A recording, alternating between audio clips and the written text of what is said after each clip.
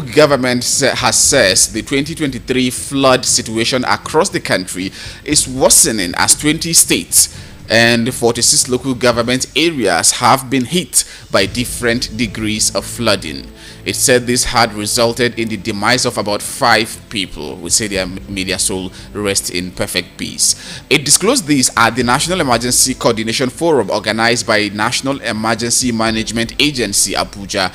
In his address at the forum, the Director General, Nigeria Hydrological Services Agency, Dr. Clemens Inze, noted that in February 2023, Nigerian Hydrological Services Agency presented the 2023 annual flood outlook to the public. The general outlook shows that 178 local government areas fall within the high-risk area spreading over 32 states and the Federal Capital Territory, while 224 local government areas fall within the moderate flood risk areas, as the remaining 372 local government areas fall within the low flood risk areas, Nze stated, providing an update on the flood situation in Nigeria with respect to the projections in the 2023 annual flood outlook.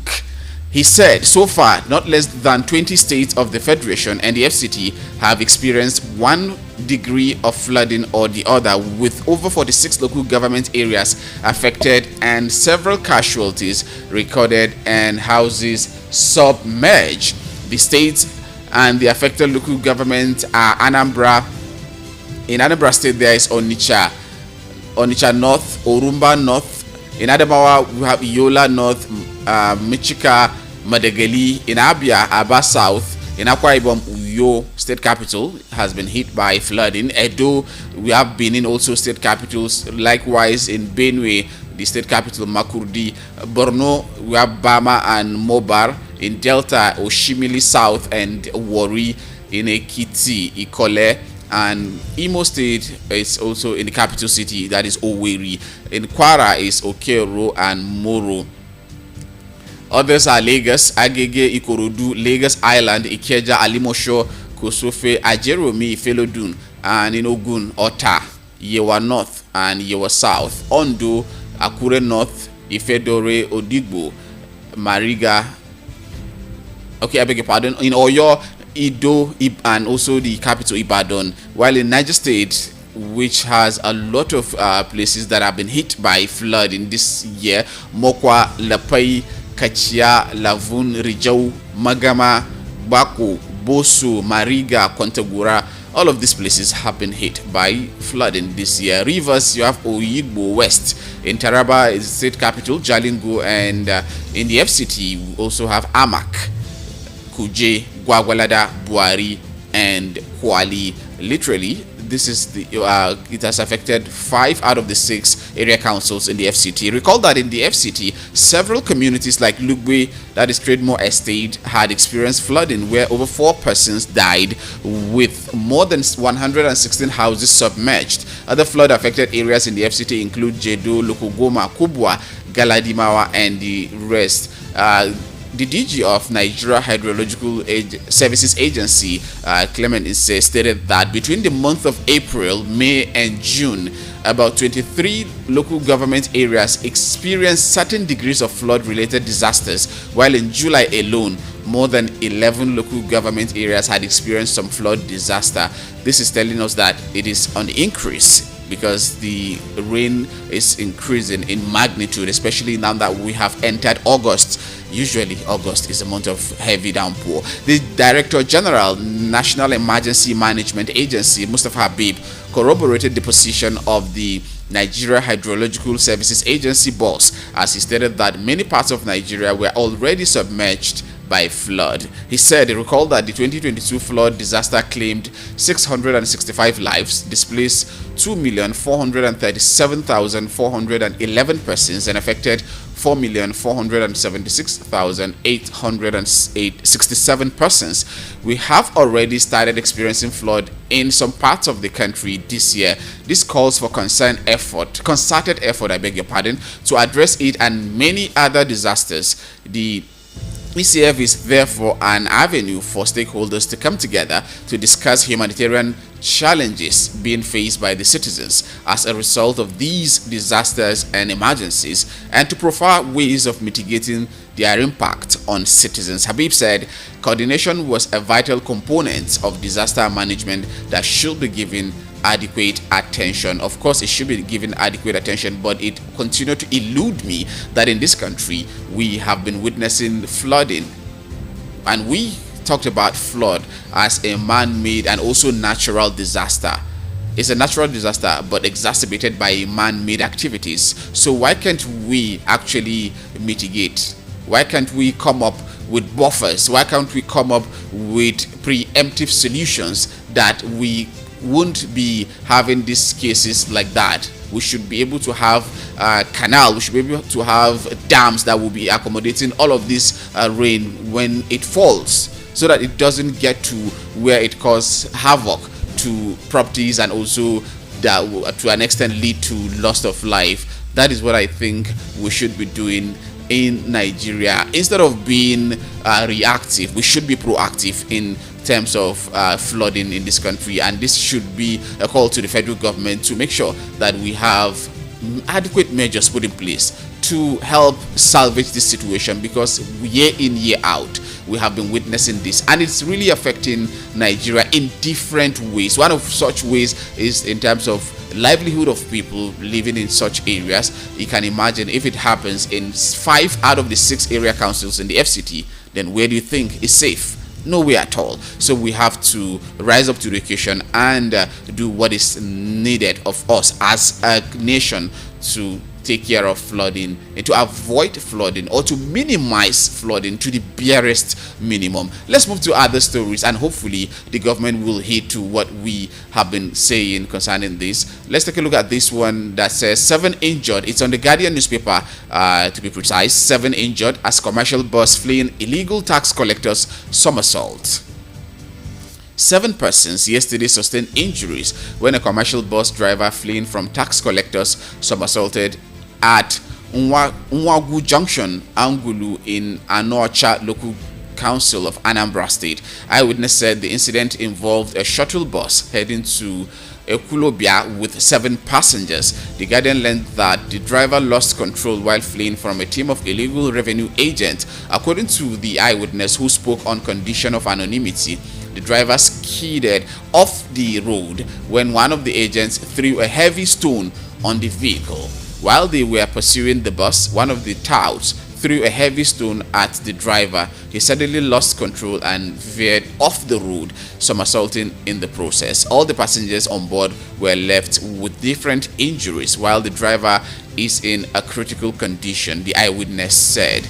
Transition Committee Chairman of Anocha Local Council, Gerald Ozo, who confirmed the incident, announced a temporary ban on collection of all forms of revenue within the council until proper investigations are conducted to ascertain the real revenue agents of the government. Ozo, who visited the scene, condemned activities of illegal revenue agents in the area. He said the police in the area have commenced investigation to identify those involved in the act. Also said the administration of Professor Chukwuma Soludo's government was not in support of any form of illegal revenue collection and called on residents to join the government in stopping the act. I deliberately picked this headline because this is something that is happening in virtually every part of the country. It is not peculiar to Anambra State. Even in the FCT, it happens. You see a lot of touts, because I don't call those revenue collectors. Yes, of course, there are sane ones among them who are revenue collectors, but there are, most times you see some of them are tout. From mere looking, you see them, their eyes look scary, and that is what we are being faced with in the FCT. They call themselves tax collectors or revenue collectors. So this is going to be a wake-up call to the government that at all levels, we should have a coordinated tax collection point and process. And even the agents responsible for those collection, they should be responsible agents, because the number of touts in the FCT is quite alarming. I'm just using this from Anambra State as a case study, but it is something that is happening in every part of the country. Why can't we have normal people who are not tout to be collecting revenue on behalf of whatever agency of government that we have in this country? This question should go to especially the Nigerian Union of Road Transport Workers, National Association of Road Transport Owners, and any other union that you have in the Federal Capital Territory and by extension in Nigeria. Because the NURTW are the oldest one that I know. Later on, NATO came to be, and I was meant to believe that there are other unions that are also collecting, aside the ones that are collecting from the local level and also state level across the federation. Please, this is a passionate appeal that you should be very, very critical in terms of your recruitment process. Recruit people, human beings that have sense, not people that will come and be endangering the lives of others on the road. Please, I beg of you, because it is quite alarming that this is happening even in the seat of power in the Federal Capital Territory. We are using this, just like I said, as a case study, and I'm sure if we are to have an opinion poll across the federation, we will have a very alarming response concerning the activities of all of these tout who call themselves revenue collectors. They call them agbirus. I'm calling them tout because that is exactly who they are. And I'm not saying that there are no sane people among them. Yes, there are some who, if you interact with them, you discover that yes, they know what they are doing. But most of those people, forgive me if I say that, most of those people are touts.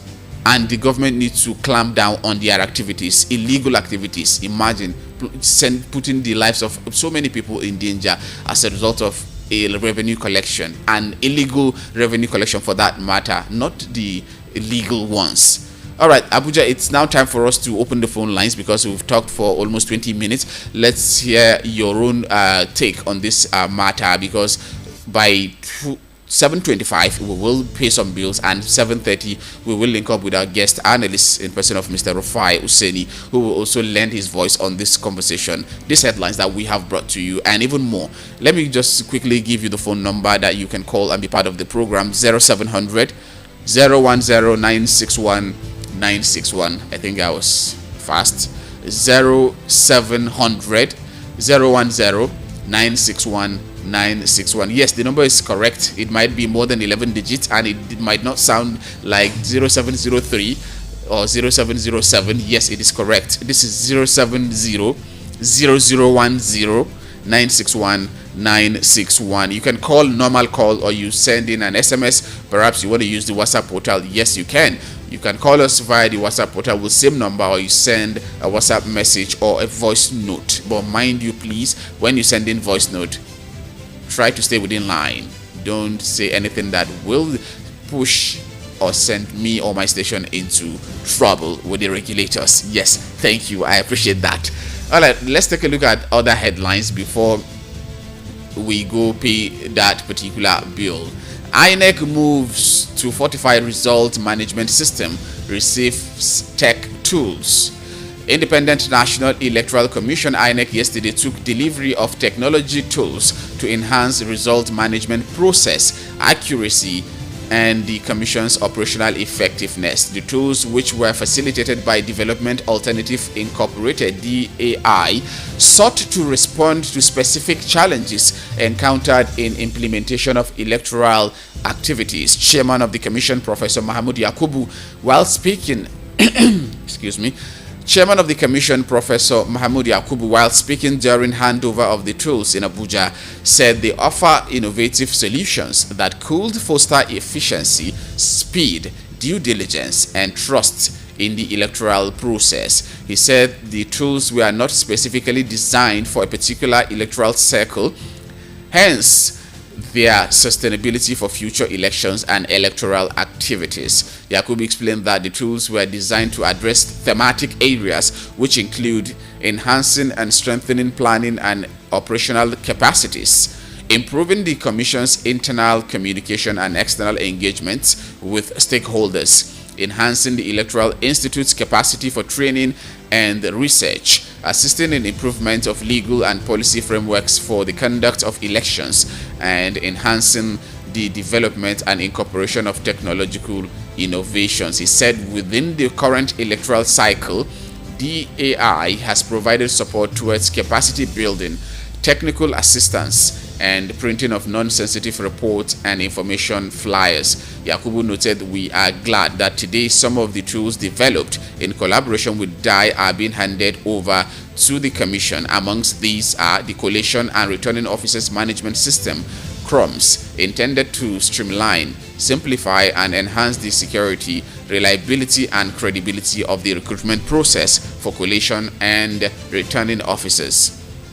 The Election Result Management System, which seeks to ensure a better result management process, enhance accuracy, and create a repository of election results, was something envisaged by Section 62, Subsection 1 and 2 of the Electoral Act 2022. The chairman said other tools are the media monitoring and analysis tools intended to enhance the Commission's capacity to filter media coverage of the Commission, and the political parties' financial reporting and audit system, which seeks to assist the Commission in monitoring political party finance more efficiently and effectively. Yakubu pointed out that in developing the tools, DAI consultant worked closely with the technical team and direct staff of the Commission. He said, in fact, the support to INEC under EU SDGN Phase 2 covers the period 2022 to 2027, traversing two electoral cycles, 2023 and 2027, and includes supports to the National Assembly and the judiciary, political parties, the media, civil society organizations, and the promotion of inclusivity, women, youth, and persons with disability. The Commission will closely examine these tools with a view to adopting or tweaking them where necessary to meet the immediate and emergent challenges in the conduct of elections. It is now time for us to go pay some bills, and when we return, we will link up with our guest analyst, Rufai Oseni, who will also lend his voice on some of these headlines and even more.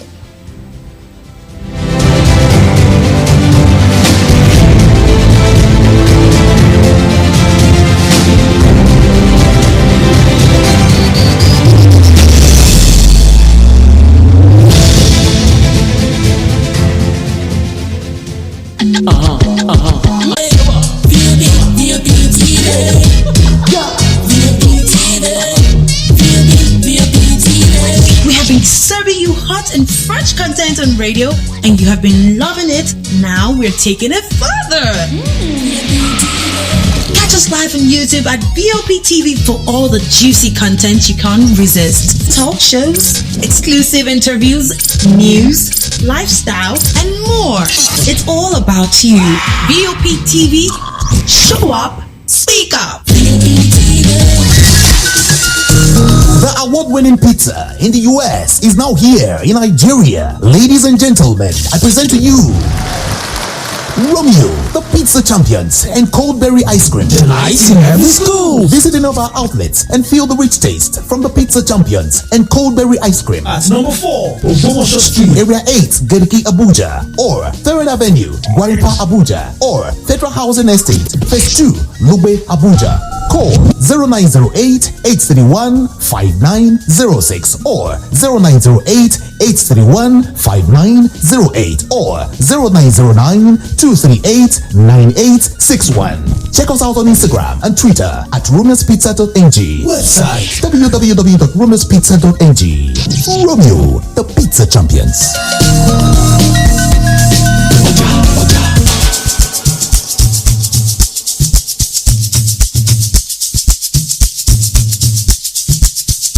Are you aware that Iruka Online Limited installed and designed a 100,000 capacity church building? Oh yeah, we are the sole distributors of global leading brands all over the world, such as Wafday Line Array, speakers and digital amplifiers, Preseno's digital mixers and studio equipment, Coswell workstations and keyboards, Fender guitars, Mapex drums, Ashdown bass combos, just to mention but a few. We offer flexible payment plan handled by our financial department with 24/7 customer care support system. You can visit our website on www.iruka.com to avoid buying fake products. You can also visit our showroom at number 36 Lagos International Airport Road beside Golden Tulip Hotel. Iruka, never settle for less. Are you traveling to Lagos and desire a perfect getaway? Look no further. other than the luxurious accommodations at Airport Golden Tulip Hotel, number 42 Murtala Mohammed International Road, Lagos. Relax and unwind in our beautiful appointed rooms, featuring all the amenities you need for a comfortable stay. Now, whether you are traveling for business or pleasure, our attentive staff is here to ensure that your every need is met. We also offer complimentary pick-up and drop from the Lagos airport. Why not take advantage of our state-of-the-art fitness center, outdoor pool, and enjoy a delicious meal at our on-site restaurant? With stunning views, world-class service, and a prime location, Airport Golden Tulip Hotel is the perfect choice for your next vacation or business trip. So why wait? Book your stay today and experience the ultimate in comfort and luxury at Airport Golden Tulip Hotel. For bookings and reservations, please call 0815-8003-333 or 0815-7003-333. You can visit our website at airportgoldentuliphotel.com. Airport Golden Tulip Hotel, where luxury meets comfort. Believe me, believe me, believe me. People, can I have your attention, please? You say, tell us the news, and now, here it is. Voice of the People, 96.1 FM. Now, you have a voice. You can take the boy out of radio, but you can't take the radio out of the boy, can you? Broadcasting in high definition. Voice of the People, 96.1 FM.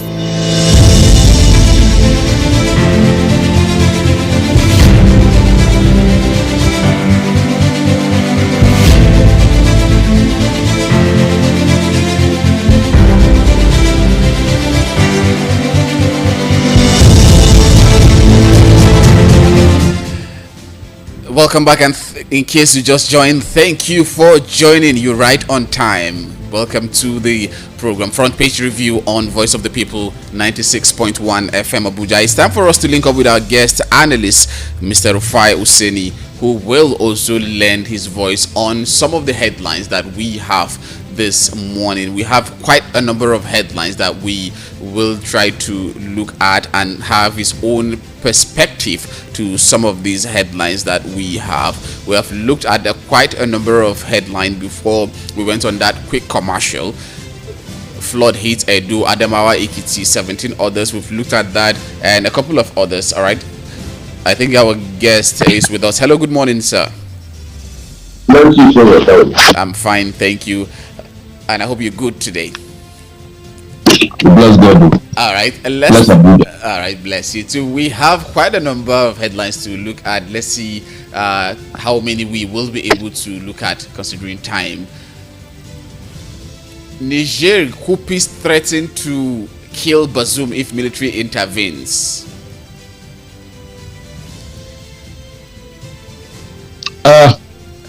It's going crazy.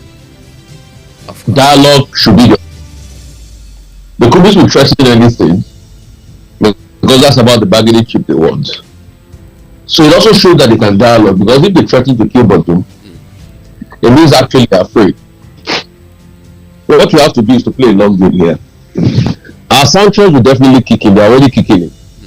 Very soon, the military in Niger might likely lose street support. Because if life becomes unbearable, people will complain. Yeah. And it's just a short time you can shut people's mouth down for. So I think ECOWAS should play the long game. ECOWAS has also kept the military on standby. Yes. Let's find out. That can be also a negotiation tactic. Okay, but now that so with that, if they can threaten to kill Bazoum, that means they are also scared of a likely invasion. But you can also preempt what will happen at the invasion. So we do support an invasion. I think it's good to negotiate. Go, they will talk. So once they've started talking sense, they will talk more. But while we are talking about all of this, Niger, please, my problem with us is that we're not talking about what's happening In Plateau, close to you, yes. 31 people were killed yesterday. I have that. I have that. Let's focus on this, our Plateau issue. We have our own war already full blown here in Plateau. Let's talk about our own problem. Stop this Niger matter. That's my only grouse. Because we are so. I've never heard our president call and talk, address the nation as regards this our own Plateau matter, our own internal crisis. It's only Niger we've been talking about. Let's talk about our own. People in Plateau too, they are Nigerians. Of course they are. All right, now that you've brought us to that particular one, let's take a look at the story, because I already have it as part of what we are going to be discussing, and also part of Zamfara. There is also an issue there in Zamfara. No fewer than 21 persons were killed and 13 injured about 01:26 a.m. yesterday in Haipang village, Barikiladi local government council, by suspected Fulani militia. Dungmak, his wife and children were among the deceased, where Governor Caleb Muftuang expressed grief over the bloody attacks in Haipang and Mongu, urging security operatives to fish out the perpetrators and bring them to justice. Haipang is a place that I know very well, because that is where the airport is situated in Plateau State. And all of this pocket of killings in Plateau State, yes, it started quite a long time ago, back then in 2001. After the Plateau State crisis that erupted, and after then kind of on and off crisis here and there, pocket of killings here and there. What do you think we should do? Is it within the state jurisdiction, or is it that the Plateau State government are overwhelmed to take care of this situation, or must it be the federal government that will take care of that situation? It's the federal government that has to take care of that situation. Okay. And go there and solve. Nigeria is not like America, where every state has sort of like its own national guard. The Plateau State does not have all of that, and mostly security is in the hands of the government. There's no case of state police, is there? No. So please, we beg again for the open time. I would beg the government to go in there and intervene in what is happening there. And that's why when we are complaining, let's also look at it about Niger, because we have our own internal problems. Northeast is not even a favorable zone. But you also want to add the humanitarian crisis of Niger. And obviously, let's see how we can diplomatically resolve that. But most importantly, see how we can start to fix our own problems. We have problems on the plateau. We have problems in the northeast. We have problems as regards insecurity. We have problems everywhere. This has been raging for a while. Farmer conflict. Can we solve it? We can't continue with this needless loss of life in our own country. And while this is going on, we are so concerned, more importantly, about Niger. No, we have to fix something about our country. And we have to do it fast. But now that this issue of Plateau has been an incessant one, it has been there for a while, what do you think the government needs to do? What approach is the government going to apply to solve this problem once and for all? I mean, there are many crises that we have seen that have been solved. The same approach that the government used in the case of Ife and Modakeke, the same approach that the government used in other crises, we must be able to solve the crisis. The first approach is to call the warring factions together, have conversations with them, and sue for a path of peace. And we must do this transparently. But you see, the problem I've always seen as regards the Plateau issue is the fact that some people feel that the authorities side with some people over the other people. Okay. And that's the sincerity. If we can cross that bulwark of sincerity in this conversation, I think we'll be able to restore largely the peace and tranquility the Plateau needs. The Plateau is a food basket in this country. Provide a lot of food. Provide a lot of economic wherewithal. And these are things that can truly help our economy. But today we are not enjoying all of that. Prices of food are going up. Even you people in Abuja are feeling the heat. Yeah. Food is increasing because of your supplies comes from the plateau. Yeah, of course. You are feeling the heat. So let us do something about this.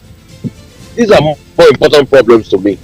All right. Talking about crisis, we have another headline on the Punch newspaper that says flood hits Edo, Adamawa, Ekiti, and 17 other states. The federal government says the 2023 flood situation across the country is worsening as 20 state and 46 local government areas have been hit by different degrees of flooding. It said this had resulted in the demise of about 5 people. Again, we are back at it. Issue of flooding in Nigeria. We already have our flood outlook. We know that this is what we are anticipating. But why is it that we are up till now unable to mitigate this issue of flooding in Nigeria? We know it is a natural disaster, but exacerbated by man-made activities. What should we do to solve this issue in Nigeria? Because of a high level of corruption. For so many years, the government paid us something called the ecological funds. Ask the governors, what did they do with that money? All those that collected ecological fund money, what did they do with the money? Did they use it for the people? The flooding and the chaos and the erosion is even worse in the southeast. So how can we plan our societies even better? How can we invest in our society? Do you know that the force majeure declared by the gas companies for last year flooding is still on, caused debilitating effects? Till today, big companies like Olaf that lost a lot of crops, if not for insurance, that problem has not been solved. Yeah. We have not even felt the effect of last year's flooding. And we have flood alerts for this year, and floods have even happened again, but it's not been stemmed. So it's because our government is not busy thinking. And these are the problems that the likes of the new environment minister will have to fix. And that's why it's best for them to be ministers. The fact that we don't have ministers is also a problem because you need somebody to be able to administer. Yeah, certainly. Yeah. All right, let's take a look at this one. Is on the Guardian newspaper that says 7 injured as commercial bus fleeing illegal tax collectors somersault. It actually happened, like it says, 7 persons yesterday sustained injuries when a commercial bus driver fleeing from tax collectors somersaulted at Nwagu Junction, Agulu in Anoacha local government area of Anambra State. I deliberately picked this headline because I know this is something that is happening virtually every part of the country. It's not peculiar to Anambra. The issue of illegal tax collection, all these aguirus, touts collecting tax, and when they come, the way they harass driver, they endanger the lives of the driver and the passengers in the vehicle. This is what happened. Eyewitness says it was a stone that one of such touts threw to the driver as when he tried to maneuver his way around the vehicle somersaulted. So how do we attack this issue in this country? Because now we are after solution. We've got a lot of problem, a bucket load of problems in this country. Let's profile solutions. I mean, we need to look at this problem holistically, and those that send them on those errands should be called to order. Should be made to understand that collecting tax from people doesn't mean you should kill them. How will you ram a stone into somebody because you want to collect tax from that person? It is absurd, it is abhorrent, and it's a very sad thing to do. So these are the issues we keep talking about every single time. And please, whoever that illegal tax collector or that tax collector is, he should be brought to book. It should be brought to book. That's attempted suicide. I mean, Mr. Rufai, I don't know. I don't know whether you've actually taken a look at some of their faces. All these agburos, all these tout, the scary faces they wear, and I tend to wonder what is happening with their recruitment process. How do they carry out their recruitment process? Can't there be any sanity in terms of their recruitment process? Because most of those people, if you see them, they are wearing scary looks. They are like touts. Literally, they are touts.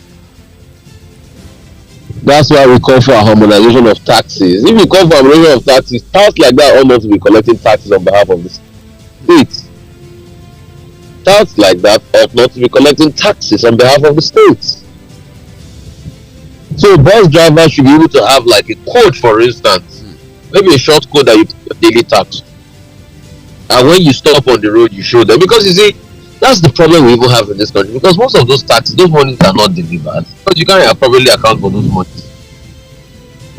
But if, as a bus driver, there's a registration portal where all of you register, and every payment of a daily tax you need to pay is linked to your plate number. Somebody can check from the registration portal if you've paid or not paid, and anybody that has not paid, then they'll be able to flag the bus down, and your home address and everything is there. You see, these are the things they do in developed countries. That's why they say everything works. But for here, we are so crude that it's an admiral that will do all sorts. And you see, it is also important because of those registrations, so that in case of security challenges or security problems, we're able to even track the bus. Of course. So they do it everywhere, but they are endorsed by the states. The states that really endorse them, that's how they can do all sorts. So it is the state that we should call to order. All right, let's take a look at this one on the Vanguard that says Nigeria's oil production declines 13.6% to 1.08 million barrel per day. Nigeria's oil production in the month of July 2023 fell by 13.6% to an average of 1.08 million barrel per day compared to 1.25 million barrel per day recorded in June. Latest production data from the Nigerian Upstream Petroleum Regulatory Commission has indicated. And now that we're having this decline, this 1.08 million barrel per day, and let's not forget that in the 2023 budget, our government are estimating a target of 1.69 million barrel per day. What does this mean for Nigeria? Problems.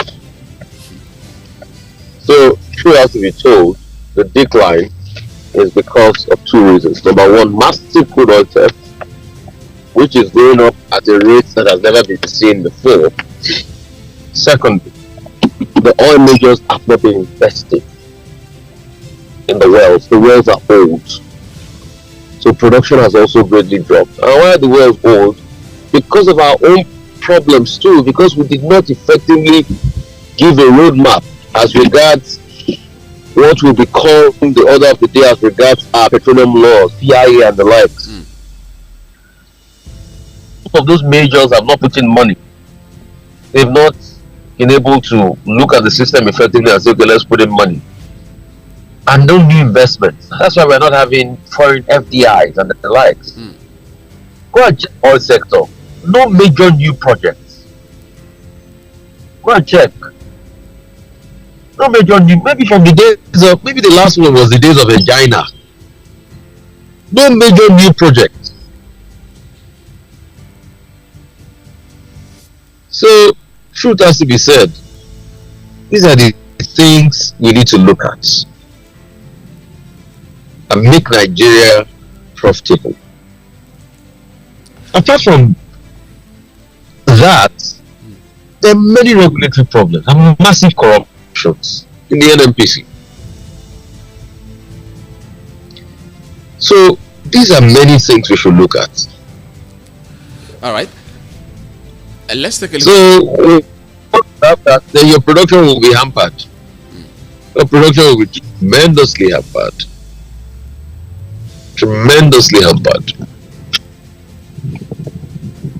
All right, let's take a look at this one that is on the Punch newspaper that says court hears Emefiele DSS application August 15. We're back at it again as well, Emefiele and the DSS. Yes, we're back at it again, Emefiele and the DSS. Let's see how it pans out in court. Both lawyers have been arguing back and forth. The first argument has been as regards, upholding the bail either to given, but the federal government was going to appeal the bail. And now the Emefiele's lawyer is saying just strike out the case. So they've been going back and forth. Let's see at this part on the 15th of August. But we will never forget ESS did violate the laws. The man was granted bail and they were still went ahead to go and arrest him. All right, let's take a look at this one. This development coming through from Edo State, the back and forth that is going on between the governor Obaseki and his deputy Shuaibu. I'm sure you've been following what is happening between the two. Claim by the governor that Shuaibu is planning to defect, and Shuaibu saying it was just as after he made his intention known to the governor Obaseki that he wants to succeed him after 2024, and automatically he stopped sending him or allow him to function in his capacity as deputy governor. He has been sidelined literally from affairs of government in that state. What do you make of that situation there in Edo State? Two men fighting. One wants to be governor, and the other one thinks that if you go to other regions in Edo State, then the one that wants to be governor says, but I was there with you when you went through your term and your second term. Why can't you just hand it over to me? Then the one that wants to be governor will do anything to be governor, even leaving the same party and going back to the same party he once called the worst party ever. So in all of this is a fight for their own personal interest and those closest to them. It's never about a fight for the people. It's never about a fight for the people. We all shouted, we all screamed that $10 billion was spent in something. But our senators can collect $70 billion and they don't want anybody to talk about it. So these are the problems. So why can't you paint everybody with the same brush? Why are politicians so about themselves? Wow, so what this was so it's always about them. And except we stand up and we act right, we won't really get anything done. In fact, I didn't get your reaction or concerning the prayer, the token and the prayer, the man of God that prays to people through their email. I've also been refreshing my email for over 50 times, waiting for the Archbishop's deliver to my email. And it's yet to drop. or probably, maybe I should call out my account number live on Abuja Radio. You don't know, he might be listening. So that they can tokenize my account. You can see the show of shame our country has become. Honestly. Our country has become a real show of shame. People don't even have regard for the sufferings of people any longer. People don't even understand the pain and the plight of people. It's just of themselves. It is very sad all these people are in that country. And in the future, if somebody tweets in anger, when you now go to defend your ministerial nomination, and they'll be telling you why did you tweet in anger, that you have no right to us that way. But you don't know how they make a lot of Nigerians feel. I mean, that's double standard. So when you look at what happened, I have started a campaign. You might want to join me, please. Okay. I started a campaign. I started it yesterday. That for the next 10 days, at the start of the show, we'll just ask a question. We'll say, please, dear senators, can you kindly explain more about this holiday token? Yeah, okay. Of course, we will do that. It will not be that the media was mouth shut when it happened. We said our part. Yeah. So please, days I forget to remind me. Okay. But maybe at the start of the show, dear senators, can you explain more on this holiday token all of you have been getting? Let's start from there. Right. And maybe our dear listeners can also help amplify it and be asking, you dear senators, can you explain more on this holiday token? Because me too, I want to go on holiday very soon. All right, have a lovely day, Mr. Rufai Oseni. appreciate your contribution on the show. All right, you've heard that from Mr. Rufai Oseni. He has been refreshing his mail to receive his own prayer. I've not received mine yet, but I don't know if any of you in Abuja listening to me right now have got their own part of the prayer, or probably we need to go to the mountain and continue praying before ours will drop. But the senators, I guess by now theirs should have been dropped, because the Senate President is a very strong prayer warrior that have prayed for them so that they'll go and enjoy their holidays, go in peace and come back in peace. Yes, we hope that they return well.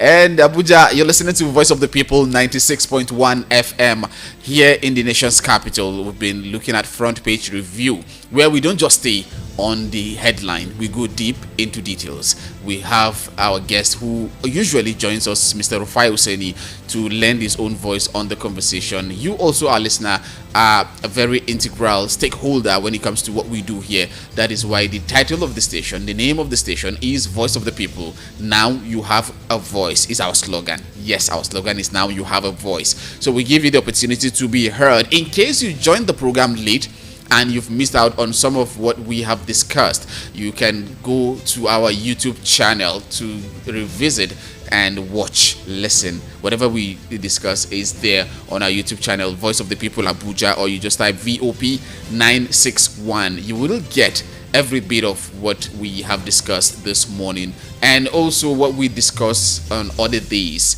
Yes, our programs are there. We have a very good presence across all shows. When you go to Instagram, Twitter, Facebook, Thread, we are there at VOP961, at VOP961. And our website address is www.abuja.voiceofthepeople.ng, www.abuja.voiceofthepeople.ng. This is where we call it a wrap on today's front page review. I wish you a productive day ahead and a very beautiful weekend, because today is Friday. Thank God it's Friday. My name is Ali Udoma. Have a lovely time listening